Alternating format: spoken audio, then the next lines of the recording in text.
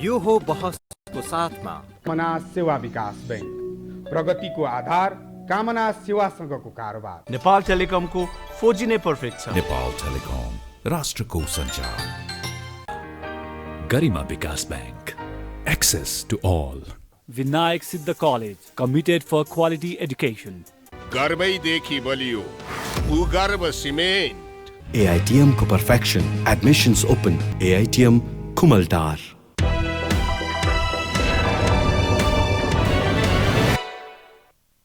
नमस्कार, यो बहसमा म यहाँहरूलाई हार्दिक स्वागत गर्दछु।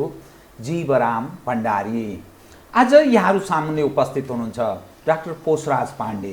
उहाँ राष्ट्रिय योजना आयोगका पूर्व सदस्य हुनुहुन्छ, एउटा अर्थविद, एउटा योजनाविद। उहाँसँग आज म समग्रमा नेपालको राजनीतिमा स्पष्ट बहुमत प्राप्त कम्युनिस्ट सरकारले पुरा गरेको 3 वर्षीय कार्यकाल, विगत लामो समयदेखि प्रतीक्षारत नेपाली जन प्रष्ट बहुमतको सरकार बन्यो भने समृद्ध नेपाल सम्भव छ र सुखी हुने एउटा मार्ग पनि तय हुन्छ, यस्तो खाले कल्पना नेपाली जनले गर्दथे। सायद त्यसैको आशा स्वरूप नेपालका कम्युनिस्टहरूलाई नेपाली जनले झन्नै 2/3 बहुमत निकटको अवस्थामा मत प्रदान गरे। 3 वर्षे कार्यकाल त यो सरकारले पुरा गर्यो, तर यो 3 वर्षे कार्यकाल कस्तो रह्यो?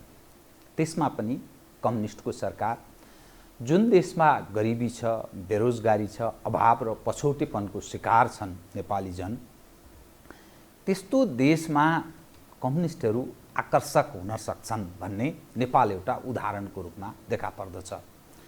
तर 3 वर्षे कार्यकाल कस्तो रह्यो? डाक्टर पोषराज पाण्डेसँग आज म विश्लेषणात्मक ढङ्गले, कतिपय सूचनामूलक पनि हुन सक्छ, यस ढङ्गले प्रस्तुत हुने प्रयत्न गर्नेछु। सर्वप्रथम म उहाँलाई स्वागत गर्छु। डाक्टर साहब, स्वागत छ। धन्यवाद। डाक्टर साहब, अब म कहाँबाट सुरु गरेँ भने प्रधानमन्त्री केपी शर्मा ओलीले आफ्नो 3 वर्षीय कार्यकालको फेहरिस्त हिजो सार्वजनिक गर्नुभयो। मैले केही बुँदाहरू ल्याएको छु।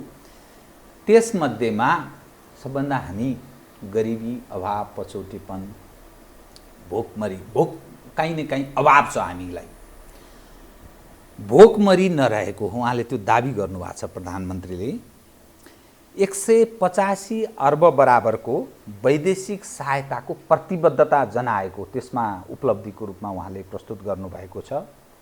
निर्यात बढेको कुरा गर्नुभएको छ र आयात अलिक घटेको, प्रतिशतको आधारमा आयात घटेको बताउनु भएको छ।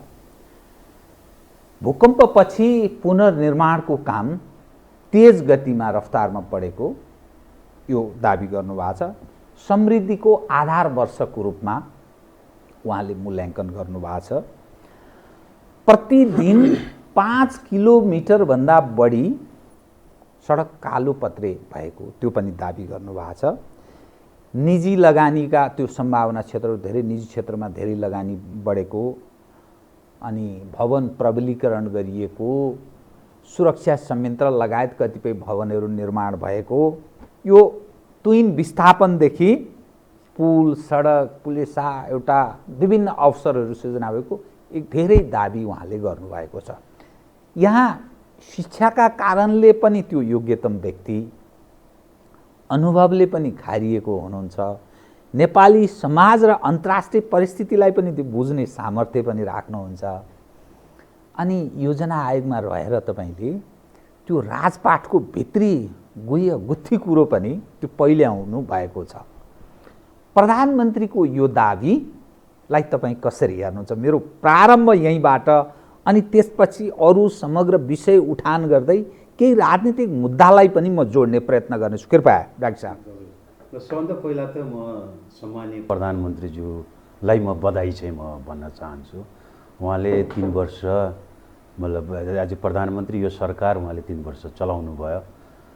साँच्चै भन्यो भनेदेखि त मैले यसो कुरा बुझ्न थालेपछि, मलाई दुनियाँदारी कस्तो चाहिँ छ अथवा राजनीति के भएको छ भन्ने बुझ्न थालेपछि सायद यो 3 वर्ष चाहिँ कटाउने अथवा 3 वर्षको उपलब्धिको यो फेहरिस्त चाहिँ जनता समक्ष प्रस्तुत गर्ने उहाँ पहिलो प्रधानमन्त्री हुनुहुन्छ। नेपालको मलाई शङ्का लाग्छ कहीँ उहाँ बिचमा सूर्यबहादुर थापाज्यूले गर्नुभयो कि गर्नु भएन थाहा छैन, नत्र भनेदेखि उहाँ जुद्ध शमशेरपछिको प्रधानमन्त्री त होइन भन्ने मलाई लाग्छ। त्यसले गर्दाखेरि यो उपलब्धि पनि हिस्टोरिकली भएको भएर पनि म उहाँले बधाई चाहिँ दिन्छु।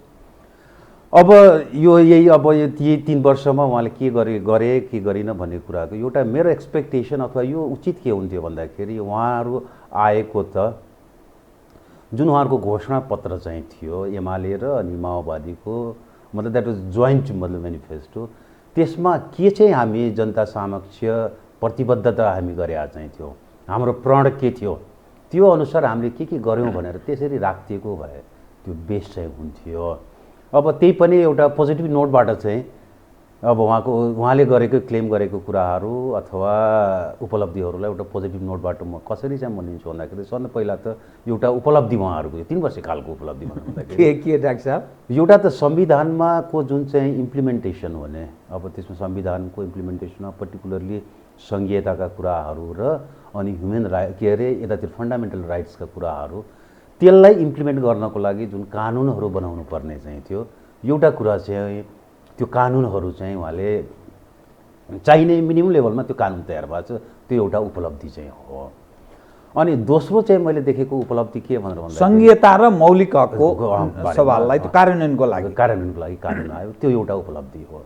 अनि अर्को मैले चाहिँ उपलब्धि यो सरकारको म के देखेँ भन्दाखेरि यदि मतलब राम्रो काममा नेसनल इन्ट्रेस्टमा यदि सरकारले कुनै काम गर्न चाहन्छ भनेदेखि त्यहाँ नेसनल कन्सेन्सस चाहिँ हामी चाहिँ डेभलप गर्न चाहिँ सक्छौँ है, अथवा अरू पोलिटिकल पार्टिज अपोजिसन लगायत सबैले चाहिँ त्यहाँ सहयोग चाहिँ गर्छ है भन्ने कुरा त्यो एउटा प्रमाणित भएको चाहिँ छ।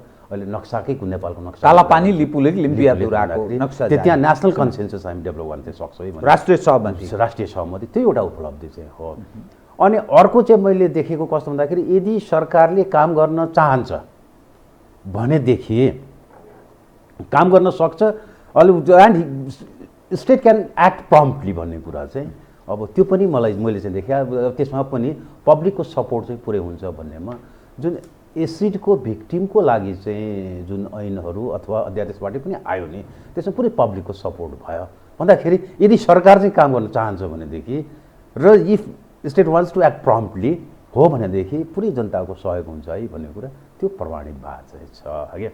त्यसले गर्दाखेरि यी चाहिँ पोजिटिभ नोट भयो। अब उपलब्धिको रूपमा यसलाई हेर्नु म यसलाई चाहिँ अब चाहिँ तपाईँले भनेकै कुराहरूमै अब म लागु भन्दाखेरि एउटा त अहिले त्यहाँ उहाँले राख्नुभएको कुरा के छ भन्दा आर्थिक वृद्धि समृद्धिको लागि चाहिँ हामी खाका तयार गऱ्यौँ अथवा हिस्टोरिकल्ली जुन इकोनोमिक ग्रोथ रेट हो लास्ट इयरको 6-7% को के अरे एचिभमेन्ट भयो भनेर भन्ने त्यो कस्तो हो भनेर भन्दाखेरि नि त्यो नम्बरमा चाहिँ उहाँले जतिहरू राख्नु भएको छ नि यहाँ कस्तो सेलेक्टिभ वेमा नम्बरहरू प्रेजेन्ट गर्नु भएको छ कति ठाउँमा सेलेक्टिभ वेले इन्टरप्रिटेसन पनि त्यसरी भइरहेको चाहिँ छ।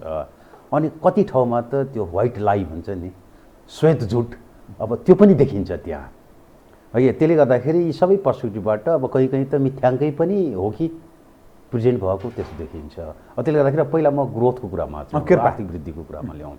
आर्थिक वृद्धिको कुरामा गर्ने हो भनेदेखि यो 2वटा इयरको यो 2वटा पहिलो वर्ष के लगभग 7 को हाराहारीमा त्यसपछि पनि उसलाई 6.5-6% को ग्रोथमा आएको। तर अब यो इयरकोमा फेरि यहाँ अहिले यो सरकारको अर्को एउटा चाहिँ कोअर्डिनेसन फेलर भनेर म भन्छु भन्दाखेरि हाम्रो उसले 2.3% भनेर हाम्रो प्रधानमन्त्रीज्यूले भन्नुभयो तर उहाँकै अध्यक्षतामा रहेको योजना आयोगले त्यो 0.6% ग्रोथ चाहिँ हुन्छ है भनेर भनेको चाहिँ छ। 0.6 भन्दाखेरि त्यो कोअर्डिनेसन फेलियर चाहिँ मतलब यो त प्राइम मिनिस्टर अफिसमै संयोजन छैन अघि त्यो एउटा देखिया चाहिँ छ। अब त्यसलाई पनि योभन्दा अगाडिको ग्रोथलाई पनि भन्ने भनेदेखि हामी लिउँ हामी अर्थशास्त्रीहरू 1 वर्ष 2 वर्षको हामी हेर्दैनौँ मेबी 15-20 वर्ष लङ टर्ममा यदि हेर्ने हो भनेदेखि हामीहरूको ट्रेन्ड ग्रोथ भनेको फर लास्ट 20 वर्ष चाहिँ हामी हेर्ने हो भनेदेखि हाम्रो लगभग त्यही 4 एभरेजमा 3.94% को ग्रोथ चाहिँ हामी चाहिँ गर्छौँ 4%। तर अब यो सरकार आउनुभन्दा अगाडि तपाईँको कस्तो भन्दा भुइँचालो आयो अनि नाकाबन्दी चाहिँ भयो। भुइँचालो आएको 15मा चाहिँ हामीहरूको 2.3% को ग्रोथ चाहिँ थियो अनि त्यसपछि उसमा 0.3% भयो। भन्दाखेरि यदि त्यो पिरियडमा पनि नर्मल ग्रोथै भइदिएको भए चाहिँ अनि यो कति ग्रोथ रेट हुन्थ्यो त भनेर यदि हेर्ने हो भनेदेखि त्यो पनि त्यही 4%कै हाराहारीमै हो। त्यसले गर्दाखेरि यो ग्रोथ कुनै एबनर्मल ग्रोथ अथवा एक्स्ट्राअर्डिनरी अचिभमेन्ट चाहिँ होइन। जुन हामीहरूको ट्रेन्ड हो त्यही ट्रेन्डमै यो गएको चाहिँ छ। नम्बर 1 अब त्यसमा चाहिँ अब हामी हेर्नुपर्ने के भनेर भन्दाखेरि उहाँहरूले त के भन्नुभएको थियो भन्दाखेरि त त्यो त $5,000 को चाहिँ के अरे कुरा चाहिँ उहाँहरू गर्नुभएको थियो होइन। 10 वर्षमा प्रति व्यक्ति आए पर क्यापिटा इन्कमको पर क्यापिटा प्रति व्यक्ति आए $5,000 पुर्याउने कुरा गर्नुभएको थियो।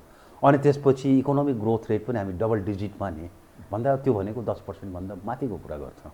भन्दा यो 3 वर्षमा अरू केही नभए पनि नि कमसेकम त्यो हिसाब किताबमा जाने हो भनेदेखि $1,700 मात्रै आइपुग्नु पर्ने चाहिँ थियो के भन्दा त्यो यो जुन चाहिँ हामीहरूको मेनिफेस्टोमा चाहिँ छ त्यतातिर त्यो देखिएन अघि ग्रोथको कुरा। अनि अब अर्को यो भन्दाखेरि अघि जुन चाहिँ भन्नुभयो भने त्यो फरेन एक्सचेन्ज रिजर्भको कुरा अथवा ब्यालेन्स अफ पेमेन्टको के अरे सरप्लसका कुरा मतलब यो कुरा बुझ्ने त एउटा अर्थशास्त्रीले बुझ्ने कुरा हो।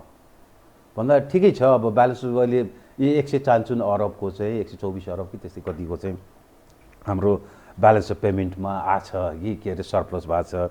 अनि त्यस्तै उसमा हेर्ने हो भनेदेखि फरेन एक्सचेन्ज रिजर्भ पनि $12 बिलियन $12 बिलियन चाहिँ मतलब लगभग त्यो $13 बिलियन $780 मिलियन चाहिँ छ त्यति चाहिँ छ भन्ने कुरा। यहाँ त जनताले मतलब एउटा सडकमा हिँड्ने मान्छेलाई त्यसले के इम्प्याक्ट गर्छ त त्यो त्यो त्यो चाहिँ अचिभमेन्ट भनेर भन्नु भन्दाखेरि त एउटा सडकमा हिँड्ने मान्छेलाई 100 अरबको हाम्रो बचत होस् शोधान्तरको बचत होस् या 100 अरबको बचत घाटा होस् त्यसले त केही मिनिङ चाहिँ राख्दैन। भन्दाखेरि पिपुललाई जनतालाई मिनिङ हुने चाहिँ अचिभमेन्ट केही भएको भए त्यो राख्दै आउँथ्यो।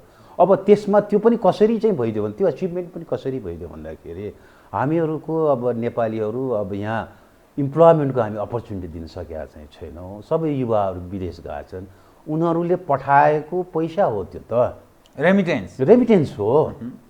मतलब यहाँ चाहिँ रोजगारी सिर्जना गर्न नसकेको नालायकीपनको कारणले जुन हामीहरूको फरेन एक्सचेन्ज रिजर्भ बढिरहेछ अथवा शोधान्तरमा हाम्रो बचत आइरहेछ अब त्यसलाई चाहिँ हामी अचिभमेन्ट भनेर भन्नु त यो त अलि लाजमाको कुरा जस्तो लाग्छ मलाई।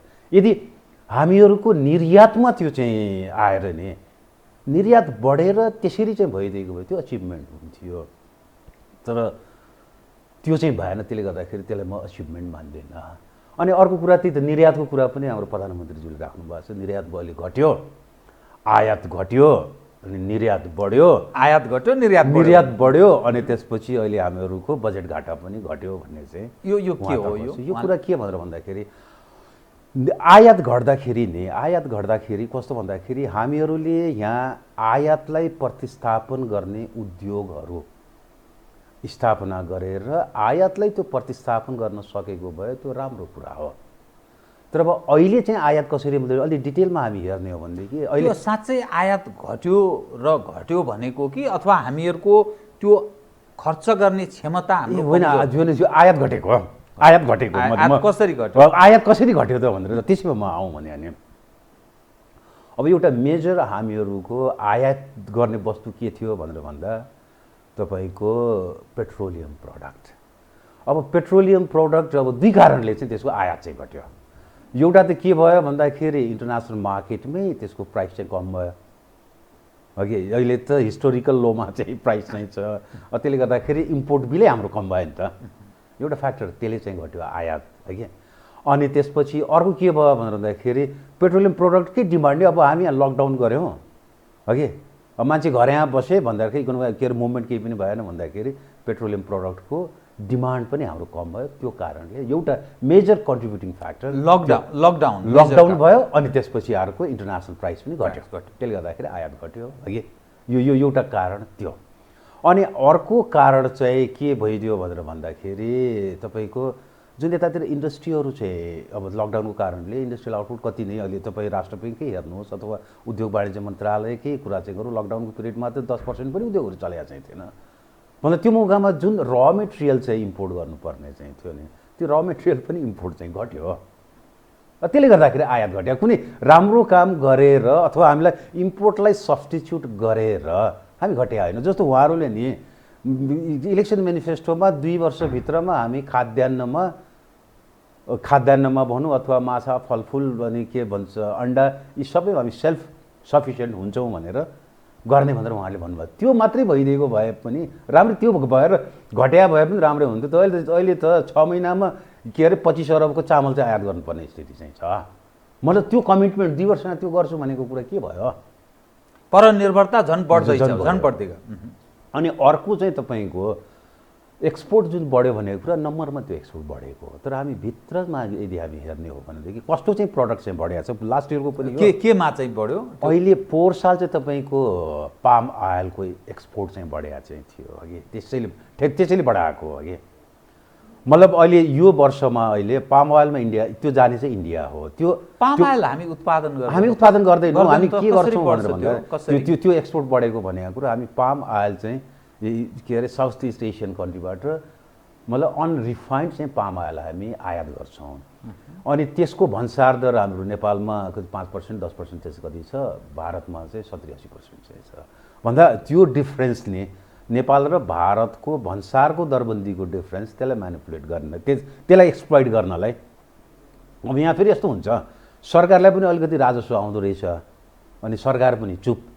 अब भारतले केही सुविधा होइन, भारतलाई त हामी त एग्रिमेन्टबाट त 0 ड्युटीमा हामी जान्छौँ नि। हाम्रो यहाँबाट पठाउँदाखेरि उसले सुविधा प्रदान गरेको हुनाले हामीलाई त्यसको लाभ छ, सुविधा दिएको चाहिँ छ। त्यसले गर्दाखेरि त्यो चाहिँ एक्सपोर्ट 0 ड्युटीमा जान्छ।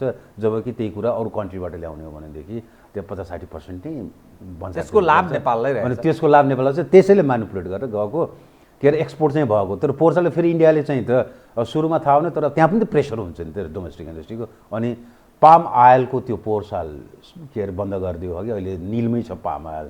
अब अहिले चाहिँ त्यो चाहिँ कहाँबाट के चाहिँ गर्दा चाहिँ छ भन्दाखेरि यो सोयाबिन आयलमा चाहिँ फेरि पाम आयलबाट सोयाबिन आयल चाहिँ छ। पोहोर साल 6 महिनामा त्यही 3-4 अरबको एक्सपोर्ट चाहिँ भएको थियो। अहिले तपाईँको 17-18 अरबको पुगिसक्यो 6 महिनामा।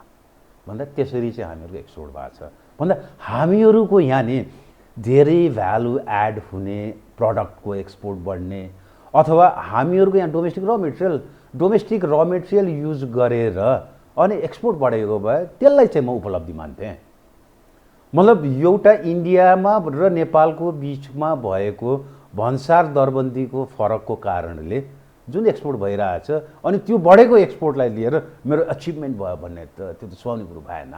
डाक्टर साहब, म अब 2 विषय एकैपटक सोच्छु। आन्तरिक नेपालमा थप उद्योगहरू केही स्थापना भएको, रोजगारीका प्लस केही अवसरहरू प्रदान भएको र थप निर्माणसँग सम्बन्धित नयाँ त्यस्तो आयोजनाहरू, मजौला तथा ठुला आयोजना, अलि साना खाले त्यस्तो केही अवसर यो 3 वर्षीय कार्यकाललाई हेर्दा काहीँ तपाईँ सकारात्मक त्यो सूचक रूपमा देखाउन सकिन्छ?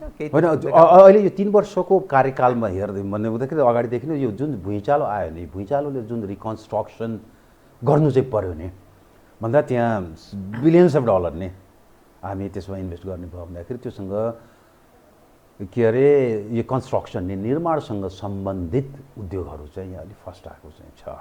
भन्दाखेरि त्यो भने के भन्दाखेरि तपाईँको सिमेन्टको उद्योगहरू फर्स्ट आएको चाहिँ छ, अथवा निर्माणसँग सम्बन्धित त्यो छडका उद्योगहरू त्यो फर्स्ट आएको चाहिँ छ, अथवा इँटाका उद्योगहरू, अथवा अहिले त अझै त्यो ब्लकहरूमै अहिले आइरहेको चाहिँ छ।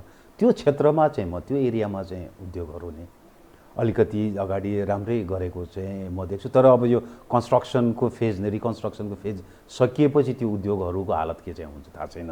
म त्यही यतातिर व्यापारीहरूसँगै म कुराकानी, उद्योगपतिहरूसँग कुराकानी गर्दाखेरि अब यो के अरे यो छडकोमा चाहिँ मेरो उद्योगपतिहरू चाहिँ भन्दै थिए अब यसरी चाहिँ यो उद्योग आइदियो यो कन्स्ट्रक्सनले रिकन्स्ट्रक्सनले कि अहिले उसको कपासिटी चाहिँ त्यो 35-40% भन्दा बढ्दा कपासिटीमा चाहिँ इन्डस्ट्री चलेको छैन भनेर भन्दै थियो। अब पछि नै अब यो रिकन्स्ट्रक्सन सकेपछि के हुन्छ, तर अहिले यो पिरियडमा त्यतातिर चाहिँ यो एउटा राम्रो पोटेन्सियल म त्यो देखाएको चाहिँ छु। अनि अर्को चाहिँ जुन के अरे एग्रिकल्चर र एग्रो प्रोसेस्ड भनौँ न, त्यतातिर पनि म त्यो पोटेन्सियल नै म चाहिँ देख्छु। किन भन्दाखेरि हाम्रो यो खानामा नि राम्रो खाना भनौँ, एग्रिकल्चरमा भेजिटेबलकै भनौँ अथवा यतातिर के अरे माछा मासुकै अन्डाकै कुरा गर्ने हो भनेदेखि हामी अर्थशास्त्रीहरू के भन्छौँ भन्दा इन्कम इलास्टिसिटी चाहिँ त्यो एकभन्दा बढी हुन्छ भन्छौँ। भनेको मतलब जतिले आम्दानी बढ्छ नि त्योभन्दा बढीले त्यसको माग चाहिँ बढ्छ, डिमान्ड चाहिँ बढ्छ। त्यसले गर्दाखेरि त्यतातिर चाहिँ म प्रोस्पेक्ट चाहिँ त्यतातिर चाहिँ म देख्छु र अहिले केही हदसम्म अलिअलि के अरे त्यो सेक्टरमा इन्डस्ट्रीहरू अथवा ऊ भएको चाहिँ छ। तर त्यहाँ गलत के भइदिरहेछ भनेर भन्दाखेरि हामीहरूले यहाँ त्यो सेक्टरको इन्डस्ट्रीहरू एग्रिकल्चरलाई पनि यदि हामी प्रमोट गर्ने हो भनेदेखि हामी इन्भेस्टमेन्ट ड्रिभन हुनुपर्ने चाहिँ थियो भन्दाखेरि। तर अब हाम्रो यहाँ अहिले चाहिँ हाम्रो पोलिसीले के गर्दै भन्दाखेरि that is subsidy led agriculture डेभलपमेन्टतिर लाग्यो क्या। भन्दा कहिलेसम्म चाहिँ यदि इन्भेस्ट गर्नु त्यहाँ अपर्च्युनिटी देखेर नि तपाईँको यो प्रड्युसरबाट डिमान्ड मार्केटलाई हेरेर मान्छेले इन्भेस्टमेन्ट गरिदिएको भए नि त्यसरी चाहिँ अगाडि हामी बढाइदिएको भए त्यसको सस्टेनेबिलिटी लङ टर्ममा त्यसको फाइदा चाहिँ हुन्थ्यो। तर अब अहिले चाहिँ धेरै चाहिँ मतलब ग्राउन्ड रियालिटी नै नबुझिकन अब यो सब्सिडिज लेड ग्रोथ चाहिँ अब यही पपुलिस्ट चाहिँ पोलिसी चाहिँ हुन्छ। अब त्यो राज्य चाहिँ सरकार चाहिँ त्यहाँतिर लागेको चाहिँ छ। म यहाँलाई एउटा इक्जाम्पल एउटा म इक्जाम्पल म के दिन्छु भन्दाखेरि गभर्मेन्टको पोलिसी ग्राउन्ड रियालिटी नबुझेर पोलिसी बनाउने सब्सिडिज दिने भनेर भन्दा अहिले चाहिँ धेरै नै कोभिडको मौकामा पनि एग्रिकल्चरकै कुरा चाहिँ गरिरहेको छ। अपर्च्युनिटी इम्प्लोइमेन्टको अपर्च्युनिटी त्यही हो, त्यहाँतिर चाहिँ एक्सप्लोइट गर्ने। ग्लोबल्ली हेर्ने हो भनेदेखि तपाईँको 2-4% भन्दा बढ्ता एग्रिकल्चरमा मान्छे इन्गेज हुने त कुनै मुलुकै छैन। डेभलप कन्टिन्यू बन्न सक्दैन त्योभन्दा बढ्ता चाहिँ भयो भनेदेखि कि त एकदमै के अरे एडभान्स टेक्नोलोजी युज गरेर गर्न सक्नु पर्यो, नत्र भने त्यो हुँदैन। अब हामीहरूको यहाँ कस्तो भन्दा भैँसी पाल्नलाई हामी सब्सिडी दिन्छौँ। एउटा नेपालको सोसाइटी नेपालको युथलाई चाहिँ नबुझे जस्तो लाग्छ कि मलाई। एउटा नि अहिले एजुकेसन लेभल पनि छ भन्दाखेरि 12 क्लाससम्म पढेको 10-12 क्लास पढेको कुनै गाउँकै केटा अथवा केटी भयो भने पनि नि उसको लाइफको एम्बिसन के चाहिँ हुन्छ त्यो भैँसी पालेर बस्ने चाहिँ होला। उसको इमेज जिन्स लाउने मोटरसाइकलमा हिँड्ने हगे अनि हप्तामा एक दिन बोयफ्रेन्ड अथवा गर्लफ्रेन्डसँग यसो रेस्टुरेन्टमा केही नभए कोक र चिप्सै भए पनि खाने मतलब अथवा सिनेमामा गएर सिनेमा हलमा गएर ड्रिम त्यो ड्रिम सिनेमा हलकोमा गएर के अरे गर्लफ्रेन्ड बोयफ्रेन्डसँग बसेर मकै टोक्दै सिनेमा हेर्ने त्यो चाहिँ एम्बिसन त्यो चाहिँ हुन्छ कि उनीहरूको ड्रिम भने नि। अब त्यो ड्रिमलाई फुलफिल गर्नलाई नै एटलिस्ट मतलब 20-25 हज़ार चाहिँ त मन्थली इन्कम चाहिँ चाहियो। यदि त्यो चाहिँ इन्कम चाहिँ हुँदैन भनेदेखि नि तपाईँले सित्तैमा भैँसी दिए पनि भैँसी पालेर बस्दैन त त्यो युवती त्यहाँ बस्दैन, भैँसी पालेर गाई पालेर बस्दैन। एउटा व्यक्तिको अब त्यति आम्दानी 30,000 आम्दानी भएन भनेदेखि पर क्यापिटा इन्कममा कति फरक पर्छ, कति जति टेन्टेटिभ पर क्यापिटा इन्कमको हिसाबले कतिमा हाम्रो पुग्नु पर्ने हुन्छ?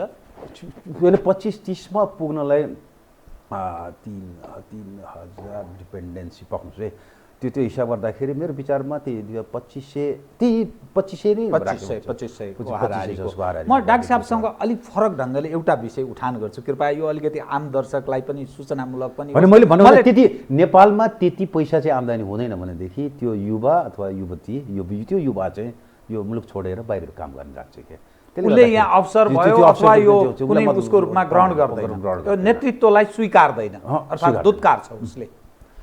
म डाक्टर साहबसँग अलिक फरक ढङ्गले एक विषय उठान गर्छु। हामी कहाँ राजनीतिको माध्यमबाट प्रत्यक्ष स्टेटबाट मासिक तलब भत्ता खाने त्यो जनप्रतिनिधिहरू 30,000 रहेछन् आजका दिनमा। 30,000 लगभगको हाराहारीमा 200-400 तलमाथि हुनसक्छ। अनि प्लस 20,000 त्यससँग सम्बन्धित त्यो राजनीतिकै नाममा पिएदेखि लिएर विभिन्न अनेकौँ सल्लाहकारी अनेकौँ भूमिका गर्दा झन्डै 20,000 प्लस गर्दाखेरि 50,000 मानिस यो राजनीतिका नाममा लाभ लिने, राज्यबाट प्रत्यक्ष डे टु डे लाभ लिने अर्थात् तलब भत्ता सुविधा ग्रहण गर्दा रहेछन्। अनि त्यो एकजना व्यक्तिले झन्डै 5 जना पाल्छ। 2.5 लाख मानिस यो राजनीतिको नाममा लाभमा प्रत्यक्ष राज्यबाट डे टु डे एउटा सरकार आउँदा विस्थापन या एउटा संयन्त्र कोल्याप्स हुँदाखेरि यति मानिस प्रत्यक्ष नोक्सानीमा जान्छ। झन्नै बालबालिकादेखि म्याच्योर्ड एउटा मास्टर्स अथवा विद्यावारिधि गर्ने हदसम्मको विद्यार्थी 30 लाखको हाराहारीमा देखा पर्छ अहिले यो पछिल्लो स्थिति हेर्दा। प्रति वर्ष भनिन्छ, यहाँहरू नै भन्ने गर्नुहुन्छ, 5 देखि 7 लाख युवा पुस्ता रोजगारीका लागि तयार हुन्छ प्रति वर्ष। यहाँ अब यो कोभिड पश्चात 15-20 लाख मानिस विदेशबाट स्वदेश फर्किए र यहाँ बेरोजगारको सङ्ख्या थप बढ्यो, उद्योग व्यापार व्यवसाय सब चौपट भयो, राजनीतिक अस्थिरता पनि थप बढ्दैछ। त्यसको दृश्य चाहिँ यो सडकमा देखिएका मानिसहरूको त्यो नाराबाजीमा सहभागिताले पनि काहीँ न काहीँ देखा पर्छ। जुन यो तस्विर जुन देखा पर्छ, यसले हाम्रो देशको भविष्य, अवसर र सम्भावना डाक्टर साहब के देख्नुहुन्छ? जुन मैले केही डकुमेन्ट्स, मैले सामान्य रूपमा एउटा सञ्चारकर्मीले सरफेसमा देखेको मैले विषयलाई उजागर गर्ने प्रयास गरेँ। यो दृश्यले हाम्रो सम्भावना, आगामी दिनका चुनौती कता प्रस्थान गर्न सक्छौँ हामी डाक्टर साहब? सबभन्दा पहिला त जुन यो जनप्रतिनिधिहरूलाई जुन तलब दिने चाहिँ कुरा चाहिँ गर्नुभयो, त्यसमा मेरो सहमति छैन। भनेको हामी कस्तो समाजको परिकल्पना गरिरहेछौँ, हाम्रो अहिलेका युवाहरूलाई नै कुन डिरेक्सनमा हामी दिन गइरहेको छौँ। अब जस्तो तपाईँ नि अबले हेर्नुहोस्, एउटा वडामा भन्यो भने वडा अध्यक्ष हुन्छ, उसले तलब पाउँछ। अब गाउँतिरै मतलब एउटा गाउँको चाहिँ वडामा गएर हेर्नु भने त्यहाँ कति भोटर पपुलेसन कति हुन्छ भनेको त्यहाँ नि गाउँको वडामा जाने भन्दाखेरि लगभग 1000को आसपासमा भोट ल्यायो भनेदेखि वडा अध्यक्ष जित्दिन्छ। अब उसको अन्तर्गतमा तपाईँ एउटा बिए पास गरेको कर्मचारी तपाईँ उसले खटनपटन गर्नु पाउँछ। अघि अब त्यस्तै पऱ्यो भने सेक्सन, उसले त त्यहाँ त्यो वडामा सेक्सन अफिसरलाई चाहिँ मतलब डिमान्ड गरिरहेछ। भनेको एउटा युवा नि त्यो बसेर त्यत्रो त्यो मेहनत गरेर पढेर अनि त्यसपछि लोकसेवामा भिडेर त्यो जागिर खान उसलाई उपयुक्त, तुलाई त्यो त्यहाँतिर जब उसलाई पठाउने या गाउँमा बसेर हल्ला गरेर अनि राजनीतिमा लागेर त्यो वडा अध्यक्ष बनाउने। अब उसको भन्दा ऊ हाकिम पनि होइन, इन्कम पनि इन्कम ऊ मात्रै भइदियो भने पनि ठिकै थियो भनेको उसलाई राजनीति पोलिटिसियन उसले मानिन्छ, उसको इन्कम पनि उसको भन्दा धेरै हुन्छ भनेदेखि त हामी त्यो सबै युथलाई त्यो डिरेक्सनमा हामी के त्यो सोसाइटी चाहिँ हामी खोजिरहेको हो। त्यसले गर्दाखेरि त ठिकै छ, यो सेन्ट्रल लेभल बाहेक अथवा अहिलेको प्रोभिन्स लेभल बाहेक अरू कसैलाई पनि यो सेवा सुविधा चाहिँ तलब दिने काम नै त्यो चाहिँ गर्नु चाहिँ हुँदैन। अघि त्यो त्यो त्यो मलाई चाहिँ यसले सोसाइटीलाई नै बिगार्ने कुरा अथवा सेवामूलक हो भन्ने। सेवामूलक। अनि त्यसपछि अर्को राजनीतिलाई पनि यसले चाहिँ नि राजनीतिमा पनि गन्दगी ल्याउने काम चाहिँ हुन्छ भनेको मतलब तपाईँ म 5 वर्षको लागि म चुनाव लडिरहेको छु, महिनाको 3000 भन्दाखेरि त मेरो इन्कम 20 लाखै हुन्छ भनेदेखि नि ओभर द पिरियड अघि त्यो मेरो सेवा मात्रै 20 लाखको चाहिँ त्यहाँ चाहिँ एउटा वडा अध्यक्ष भएर 5 वर्षमा मैले 20 लाखको म पाउँछु भनेदेखि मैले के अरे 5-7 लाख किन खर्च नगर्ने? त्यसले गर्दाखेरि पनि त्यो राजनीतिमा पनि विकृति ल्याउँछ। त्यसले गर्दाखेरि त्यहाँतिर जानु नपर्ने के अरे त्यो त्यसमा चाहिँ मेरो पुरै रिजर्भेसन। त्यसलाई चाहिँ हामी रोजगारीको स्रोत भनेर चाहिँ त्यसलाई राखिदिनु भएन, त्यसलाई चाहिँ निकालिदिनुपर्छ। नम्बर 1। नम्बर 2, यहाँले जुन राजनीति के अरे उसको कुरा चाहिँ गर्नुभयो, अहिले प्लानिङ कमिसनले नै निकालेको उसमा के चाहिँ भन्छ भन्दाखेरि यो डोमेस्टिक लेभलमै यो पूर्ण रूपमै रोजगारी अहिले कोभिडको कारणले नै रोजगारीलाई के अरे गुमाएका मान्छेहरू लगभग कति 9,24,000 भनेर उसले चाहिँ 9,24,000 चाहिँ उसले राष्ट्रिय योजना आयोगको इस्टिमेसन यो नेपालभित्र। अनि विदेशमा चाहिँ रोजगारी गुमाएर आउने चाहिँ 6,40,000 चाहिँ छन् भनेर, त्यो पनि कहिले भन्दाखेरि असारसम्मको कुरा मात्रै उसले चाहिँ राखेको छ। भन्दाखेरि त अब यहीँ नै तपाईँको फुल्ली 15 लाखभन्दा बढी फुल्ली ऊ चाहिँ इम्प्लोइमेन्ट नै उनीहरू चाहिँ के अरे गुमाउने मान्छेहरूको सङ्ख्या त्यति चाहिँ छ। अब त्यसपछि अरू त्यही त प्रत्येक वर्ष 4-5-6 लाख चाहिँ त लेबर मार्केटमै अहिले युवाहरू चाहिँ त्यो इन्टर गर्छ। भन्दा यदि सरकारी तथ्याङ्क नै अब यो त फुल टाइमको अझै तपाईँको पार्टली अब जस्तो पार्टली चाहिँ हेर्ने हो भनेदेखि त अहिले उद्योगहरू पनि धेरै नै अब 60% प्लसमा त त्यो पार्टली मात्रै सञ्चालन भएको छ भने त्यो पार्टली इम्प्लोइमेन्ट गुमाउने अथवा पार्टली इम्प्लोइमेन्ट पाउने पनि त्यहाँ नम्बर त्यति छ। गर्दाखेरि अहिले त यो रोजगारीको नि यो ठुलो समस्या चाहिँ छ। अघि अब यसलाई चाहिँ गर्नमा अलिकति त अब इमिडिएटली चाहिँ त अब कृषितिर गर्न सक्छ, तर लङ टर्म त्यो स्ट्राटेजी होइन। त्यसले हामी गर्नुपर्ने अथवा सरकारले नि त्यतातिर किन चाहिँ ज्यादा ध्यान दिएको चाहिँ छैन? वैकल्पिक क्षेत्रहरू के खोजेको देखिएन, खोजेको केही पनि त्यो देखिया चाहिँ छैन। वास्तविक लङ टर्ममा भनेको होला तर नतिजामा देखिएन। लङ टर्ममा जाने हो भनेदेखि हामी यो उत्पादनमूलक उद्योगमै हामी जानु चाहिँ पर्छ क्या। कृषिको प्राइमरी प्रोडक्सनमा एकदमै कम चाहिँ इन्गेज गराउने, तर एग्रो प्रोसेसिङको म्यानुफ्याक्चरिङ त्यहाँतिर चाहिँ जाने, अरू अर्को चाहिँ त्यही त इन्डस्ट्रियल म्यानुफ्याक्चरिङ भनौँ न, त्यतातिर चाहिँ हामी चाहिँ गर्नुपर्छ। अब यहाँ गर्दा यो नि सेल्फ इम्प्लोइमेन्टलाई ज्यादा फोकस गरे म देख्छु। सेल्फ इम्प्लोइमेन्ट भन्दाखेरि प्रोडक्टिभिटी बढ्दैन क्या अघि। अनि त्यसपछि अब तपाईँको म एउटा एक्जाम्पल नै म दिने भने अब सर्भिस सेक्टरमा पनि यहाँ अहिले सर्भिस सेक्टरको पनि कुरा गरिरहेको छ। सर्भिस सेक्टरले पनि त्यसलाई हामी स्केल अप गर्न सक्दैनौँ। भनेको मतलब मेरो भनाइ के भन्दाखेरि जस्तो एउटा ब्याङ्कमै हामी चाहिँ राख्यौँ, ब्याङ्कले अहिले दिएला ल 2000 चाहिँ उसले इम्प्लोइमेन्ट दियो भनेदेखि अब त्यति नै हो त, त्योभन्दा बढ्छ। तर तपाईँ फ्याक्ट्री कुनै लगाउनु भयो, डिमान्ड बढ्यो भनेदेखि त अहिले नि त्यसलाई 3 सिफ्ट चाहिँ हामी चलाउन सक्छौँ क्या। 3 सिफ्ट चलाउन सक्ने भन्दाखेरि यदि डिमान्ड बढ्यो भनेदेखि अहिले 2000 दिएको हामी भोलि जो त्यसलाई चाहिँ 6000मा इम्प्लोइमेन्ट दिन सक्छौँ। यो एउटा त्यो फाइदा त्यो चाहिँ छ। अनि अर्को चाहिँ स्केल अप पनि हामी धेरै गर्न सक्छौँ। डिमान्ड चाहिँ बढ्यो भनेदेखि त्यो स्केल अप गर्न सक्छौँ। त्यसले गर्दाखेरि लगभग 20% को हाराहारीमा चाहिँ म्यानुफ्याक्चरिङको कन्ट्रिब्युसन जिडिपीमा नहुन्जेलसम्म त्यो म्यानुफ्याक्चरिङलाई अगाडि चाहिँ बढाउनु पर्ने हो। तर म यहाँ त्यो चाहिँ म देख्दिनँ। भन्दा एउटा इमेज पनि जुन इन्डस्ट्रियलिस्टहरू हो उनीहरूको सोसाइटीमा भएको कन्ट्रिब्युसनले त्यति राम्रो रिकगनाइज गरे पनि म देख्दिनँ। अघि पोलिसी मेकरहरू भनौँ अथवा यतातिर ब्युरोक्राट्स पनि अब कोही कतिले त अब पोजिटिभली नै अगाडि ल्याएको छ, तर धेरै जसो चाहिँ यी उद्योगपति भने अथवा यी व्यवसायहरू हुनु यिनीहरू ठगै हुन् भन्ने नि त्यो एकचोटि चाहिन्छ। सोसाइटीले त्यो रिकगनाइज गर्नु, त्यसलाई मतलब स्टेटले नि त्यो रिकगनाइज गर्न सकेका चाहिँ छैन। त्यतातिर फोकस गर्नुपर्ने भन्दाखेरि इम्प्लोइमेन्टमा अहिले इमिडिएट चाहिँ त म त्यति अपर्च्युनिटी म देख्दिनँ, तर त्यो एग्रिकल्चर र अनि यता सर्भिसतिर चाहिँ होला। अब यतातिर इम्प्लोइमेन्टलाई यसलाई हामी एग्रिकल्चर र सर्भिसतिर अहिले तर लङ टर्ममा जाने नि यसलाई चाहिँ प्रमोट गर्नुपर्ने हो। त्यो के कारणले त्यो म्यानुफ्याक्चरिङ इन्डस्ट्रीहरू हामी कहाँ किन त्यो स्थापित हुन सकेन? राज्य कहाँनिर चुक्यो र कुन वातावरण प्रतिकूल भयो जसका कारण यत्रो फ्रिडमको हामी कुरा गर्छौँ, यत्रो उपलब्धिको कुरा गर्छौँ, यत्रो अधिकार सम्पन्नताको कुरा गर्छौँ, के चिज बाधकको रूपमा देखा पर्यो जसको कारण सम्भव भइरहेको छैन?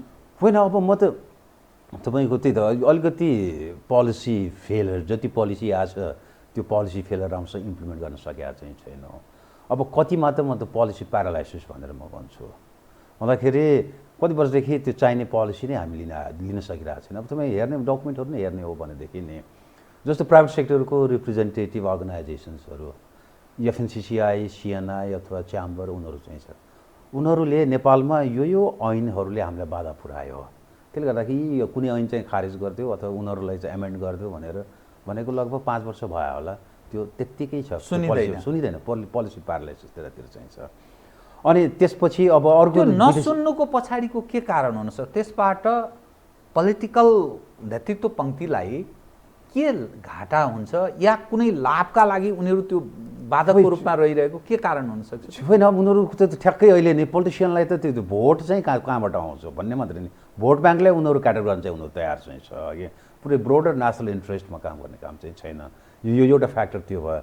अनि अर्को इन्टरनेसनल लेभलबाट भएको नि एक्सपिरियन्सलाई पनि यतातिर त्यो एडप्ट गर्ने काम चाहिँ त्यतातिर पनि भएको छैन, अथवा गरेका छ भने पनि नि एकदमै सङ्कुचित अथवा हाफ हार्टेडली अथवा गलत तरिकाले चाहिँ भइरहेको छ। म एउटा इक्जाम्पलै म दिन्छु। जस्तो हामी स्पेसल इकोनोमिक जोन भनेर भनेको छु। अब चाइनाको त्यो डेभलपमेन्ट पर्टिकुलरली एक्सपोर्टहरू अथवा गुन्जाओ चाहिँ त्यो अगाडि त्यसरी बढेकै त्यो स्पेसल इकोनोमिक जोन हो।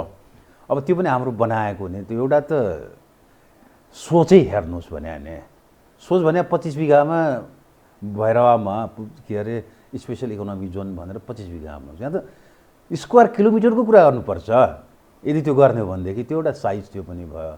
अनि त्यहाँ इम्प्लिमेन्ट गरिसकेपछि पनि अहिले सबै खाली चाहिँ छ। कारण के भनेर भन्दाखेरि त्यहाँ जति फेसिलिटी दिने भनेको त्यो फेसिलिटी दिन सकेको छैन गभर्मेन्टले। अनि सबभन्दा इन्ट्रेस्टिङ म तपाईँलाई लाग्यो त त्यहाँको जुन रेन्ट हो नि, रेन्ट चाहिँ वर्षको भनेर चाहिँ कसैले इस्टिमेट गरे अरे। अब त्यो चाहिँ पास हुँदाखेरि त्यो महिनामा चाहिँ त्यो गर्दैछ। रेन्ट भन्दाखेरि रेन्टै तिर्न नसक्ने स्थिति भयो त्यो। भाडा तिर्न नसकेपछि कहाँबाट आउँछ भन्दाखेरि यस्ता कुराहरू नि राम्रोसँग होल हार्टेडली काम नगर्ने हो भनेदेखि अनि कहाँबाट हामी प्राप्त गर्छौँ? डाक्टर साहब, जस्तै यो आर्थिक पक्ष र डेभलपमेन्टसँग जोडिएका राष्ट्रिय योजना आयोग सायद योजना तय गर्छ, सायद यसकारण मैले भनेको त्यसको रिजल्ट कति देखियो, के गर्छन् भन्ने कुरा छैन। यो भ्रममा चाहिँ नपरौँ है। यो योजना आयोगले योजना तय गर्छ भन्ने कुराको त्यो भ्रम चाहिँ त्यो चाहिँ नपाल्नु छैन है। उनीहरू के चाहिँ गर्छ भनेर भन्दाखेरि नि के चाहिँ ऊ हुन्छ भन्दाखेरि उनीहरू पोलिसी चाहिँ बनाउँछ, पोलिसी स्टेटमेन्ट हुन्छ, पोलिसी स्टेटमेन्ट हुन्छ। अब तपाईँ कस्तोसम्म चाहिँ त्यहाँ नि त्यो दुनियाँमा भएका सबै कुरा प्लान डकुमेन्टमा चाहिँ हुन्छ है। तर तपाईँको त्यहाँ नि उनीहरूले ल्याउने पोलिसी नि प्लान डकुमेन्ट तपाईँ राम्रोसँग तपाईँ हेर्नुभयो भनेदेखि दिनमा एउटा पोलिसी चाहिँ त्यहाँ इम्प्लिमेन्ट गरेर आउनुपर्छ। भनेको मतलब 5 वर्षको लागि त्यहाँ त जुन पोलिसी राखेको चाहिँ छ नि दिनको एउटाको दरले 365 त्यसरी चाहिँ पोलिसी राखेको हुन्छ। त्यहाँ पोलिसी त भयो, त्यसको रिसोर्स कहाँबाट ल्याउने हो त? त्यो कहीँ हिसाब किताब के हुँदैन। पोलिसीको लागि नि त्यसको लागि त्यो इम्प्लिमेन्ट गर्नलाई चाहिने रिसोर्स के हो, हामीहरूको इन्स्टिट्युसनल मेकानिजम के चाहिँ हो, अनि त्यसलाई चाहिने फाइनेन्स रिसोर्स के, ह्युमन रिसोर्स हामीसँग के चाहिन्छ भन्ने कुरो त्यसको कुरो कहीँ कतै केही हुँदैन।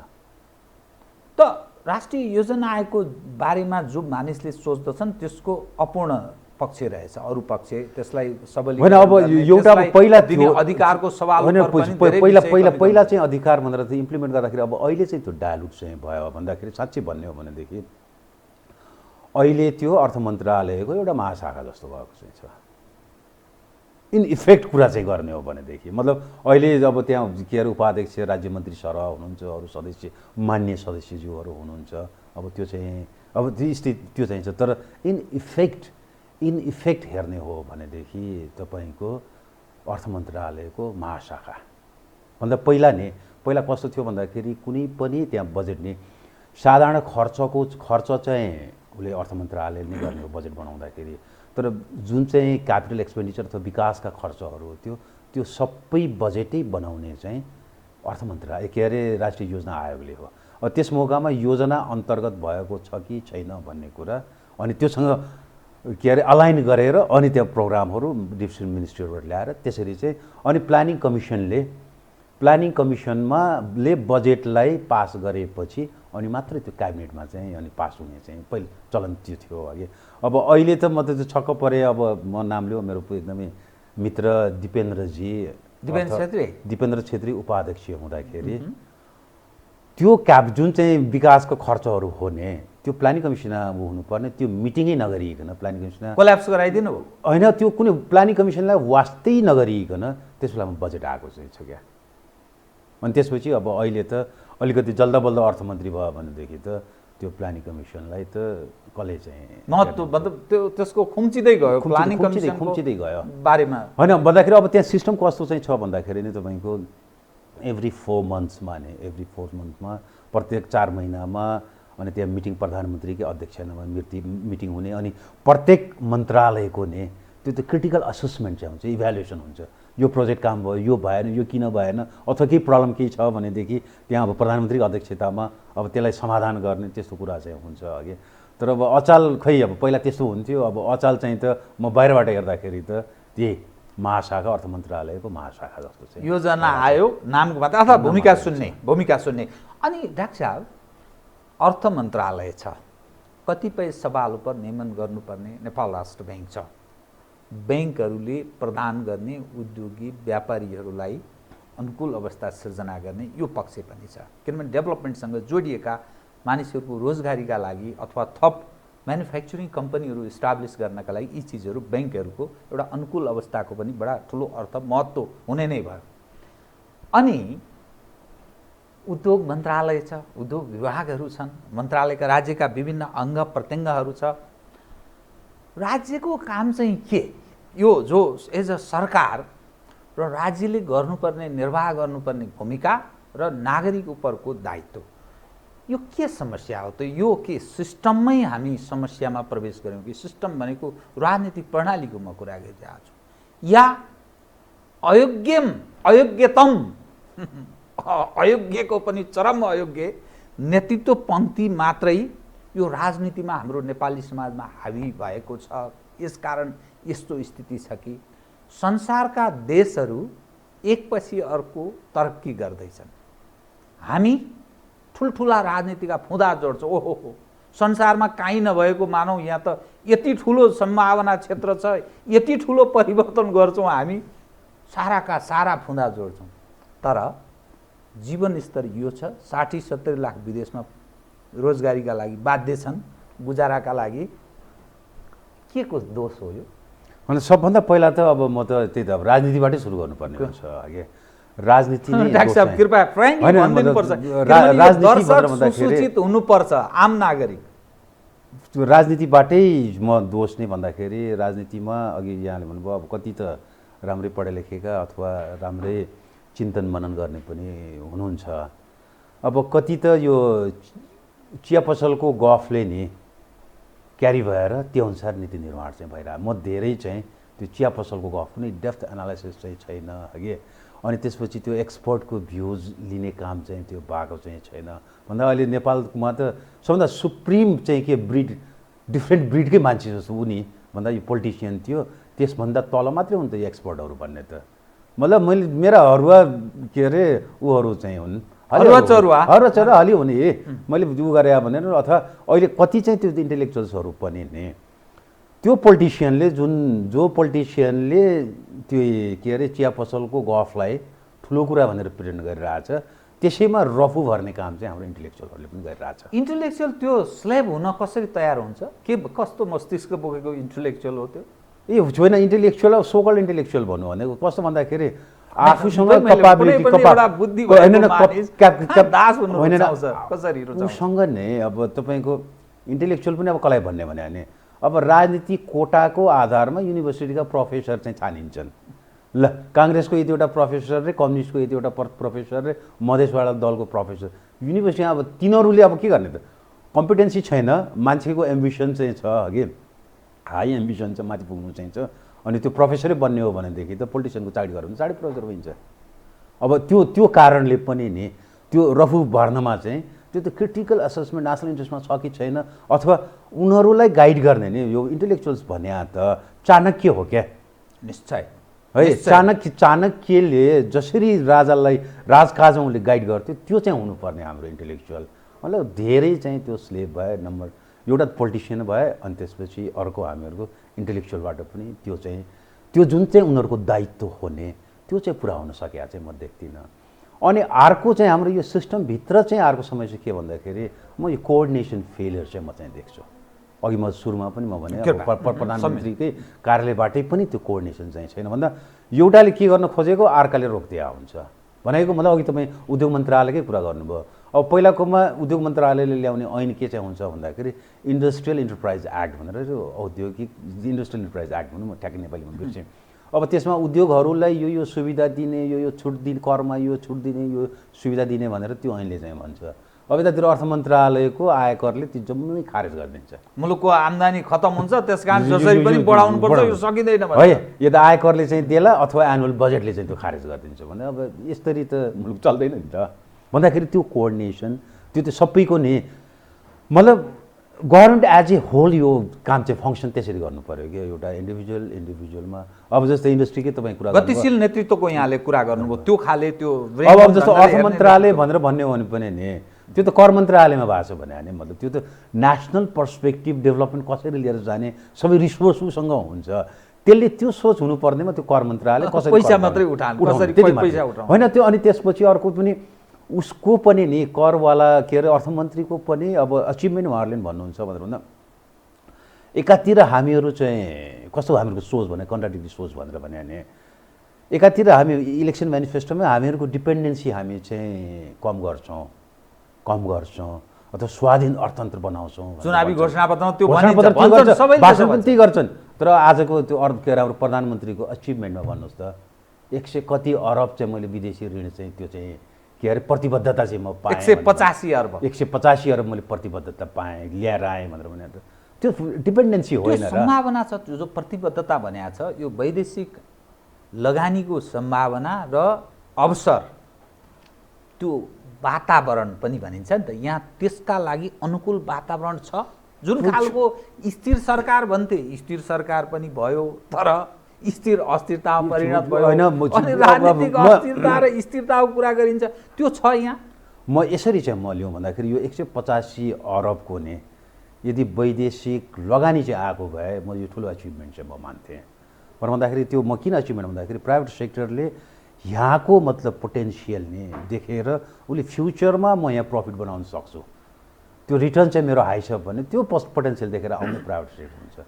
तर यो भनेको नि 185 भनेको यो अलिकति पोलिटिकल अलिकति डिप्लोमेटिक त्यो हिसाब किताबले पनि आएको चाहिँ छ। त्यसले गर्दाखेरि अब यतातिर डिपेन्डेन्सी बढाउने पनि भनेको त्यो भने के भन्दा त्यसको युज पनि कसरी हुन्छ अथवा त्यो चाहिने पनि के भन्दाखेरि हामी जे रिसोर्स जेनेरेट गर्न सकेन लोन चाहियो हो। अब त्यसले गर्दाखेरि त्यसलाई त्यति नै देखाउनलाई हामीहरूको यही नि प्यारामिटर जुन चाहिँ अचिभमेन्टको प्यारामिटरै हामी रङ प्यारामिटर हामी सेट गरेर चाहिँ छौँ क्या। अनि त्यसपछि अब त्यही अर्थमन्त्रीकै अथवा यता पनि कर यति उठाएँ, वैदेशिक लगानी वैदेशिक ऋण ल्याएँ अथवा दान म यति ल्याएँ भने ग्रान्ट चाहिँ म यति ल्याएँ भन्ने त्यो चाहिँ अचिभमेन्टको इन्डिकेटर अब त्यस्तो चाहिँ छ। त्यसले गर्दाखेरि रङ इन्डिकेटर्स नै हामी चुज गरेर नि राखेछौँ भनेदेखि त त्यो अनुसार नै हामी मोनिटर पनि त्यो अनुसार अथवा अचिभमेन्ट पनि त्यो अनुसार जाने भने त समाजलाई भ्रमको खेती पनि भइरहेको छ। कुनै राजनीतिक लाभको उद्देश्य प्रेरित पोलिटिसियनहरूले प्रायः धेरै जस्तो देशमा गर्छन्, त्यसमा पनि हामीका बढी। डाक्टर साहब, म कार्यक्रमको ठिक अन्त्यमा एउटा विषय, जुन अवस्थाबाट नेपालको आर्थिक राजनीतिक सामाजिक हर क्षेत्रमा कहीँ न कहीँ विकृति विसङ्गति त्यो बढ्दै बढ्दै गएको छ, बेरोजगार सङ्ख्या बढ्दैछ, मानिसहरूमा निराशा आक्रोश त्यो सडकका विभिन्न दृश्यहरूले पनि देखाउँछ। यसले के थेगिन सक्छ या कता प्रवेश गर्न सक्ला? तपाईँ एउटा, मैले एउटा इकोनोमिस्टको रूपमा होइन, म एउटा तपाईँलाई एउटा सचेत नागरिकको रूपमा हेर्दा विभिन्न आरोह अवरोह तपाईँले देख्नु भएको छ, बेहोर्नु भएको छ, अन्तर्राष्ट्रिय घटनाहरूलाई पनि राम्ररी बुझ्नुहुन्छ। के थेगिने स्थितितर्फ हामी उन्मुख छौँ कि यो काहीँ न काहीँ ठुलो सङ्कटमा हामी फस्दैछौँ? यो नेतृत्व पङ्क्ति, विभाजित मानसिकता र पिपुलमा त्यो आकाङ्क्षा महत्त्वकाङ्क्षा बढोत्तरी सम्बोधन नभएको यो विषयले के सन्देश दिन्छ? होइन, अब यसरी चाहिँ हेर्नु अलि लङ टर्मबाट हाम्रो नेपालको हेर्ने हो भनेदेखि यो पोलिटिकल नै 2007 साल पछि नै एभ्री दशकमा हामीहरूको के पोलिटिकल चेन्ज हुने चाहिँ हामी देखिरहेछौँ, ट्रेन्ड चाहिँ त्यो देखिरहेछ। भन्दाखेरि यो कति पनि हामी आन्दोलनको कुरा गर्छौँ अथवा क्रान्तिका कुरा गऱ्यौँ भनेदेखि त्यो भनेको के हो त भन्दाखेरि त्यो त सर्टेन पोलिटिकल सोल्युसन चाहिँ त्यसले दिनुपर्ने चाहिँ थियो।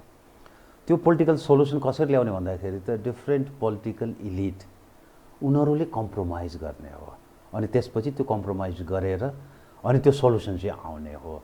तर अब यो 10 वर्षमा जुन चाहिँ जसरी प्रत्येक दशकमा हामी चाहिँ यो देखिरहेछौँ भनेदेखि नि अब यो सोल्युसन जुन पोलिटिकल सोल्युसन हामीहरूले चाहिँ सोच्यौँ ल्यायौँ अथवा हाम्रो यो पोलिटिकल इलिटहरूले जुन चाहिँ ल्याए नि त्यो सोल्युसन चाहिँ हाम्रो पुरै सबै नेपालीलाई समेट्ने चाहिँ सोल्युसन आएन कि भन्ने मलाई बिग क्वेसन चाहिँ स्थायी समाधान भएन, निषेधको भावना निरन्तर। अब त्यसले गर्दाखेरि यो भनेको के त भन्दाखेरि त्यो नआउनु भने के भन्दाखेरि त हामीहरूको सोकल पोलिटिकल इलिटको फेलियर त होइन, त्यो चाहिँ समाधान पोलिटिकल सोल्युसन ल्याउन नसक्ने। अब त्यसले गर्दाखेरि त्यो लङ टर्मबाट त्यो पर्सपेक्टिभमा म देखिरहेको छु। त्यसले गर्दाखेरि जबसम्म हामी पोलिटिकल त्यो नै सबैलाई एक्सेप्टेबल पोलिटिकल सोल्युसन हामी ल्याउन सक्दैनौँ अनि यो चाहिँ पोलिटिकल अनरेस्ट चाहिँ त्यो जन्मिरहेको चाहिँ हुन्छ।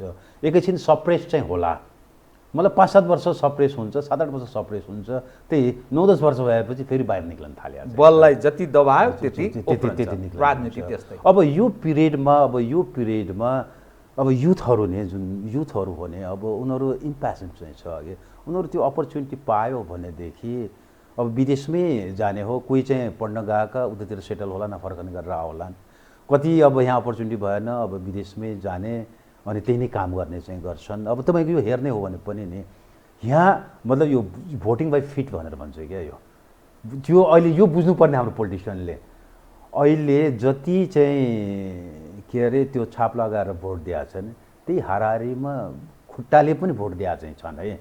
यो चाहिँ रियालिटी हाम्रो राजनीतिज्ञले बुझ्नुपर्ने।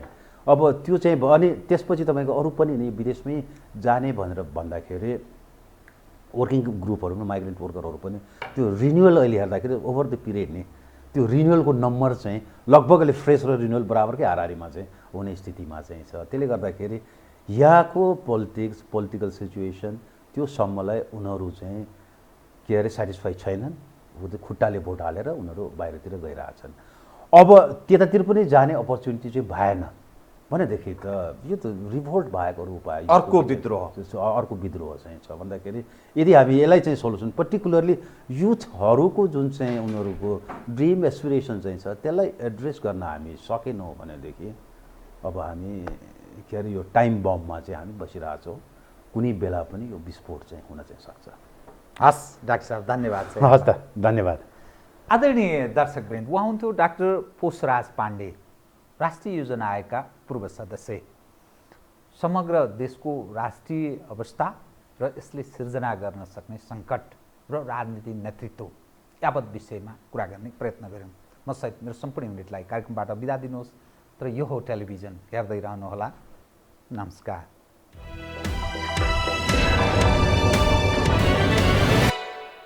यो हो बहसको साथमा कामना सेवा विकास बैंक, प्रगतिको आधार कामना सेवासँगको कारोबार। नेपाल टेलिकमको 4G नै पर्फेक्ट छ। नेपाल टेलिकम, राष्ट्रको सञ्चार। Garima Bikas bank, access to all. Vinayak Siddha College, committed for quality education. गर्वैदेखि बलियो भूगर्भ सिमेन्ट। AITM को perfection. Admissions open. AITM Kumaltar.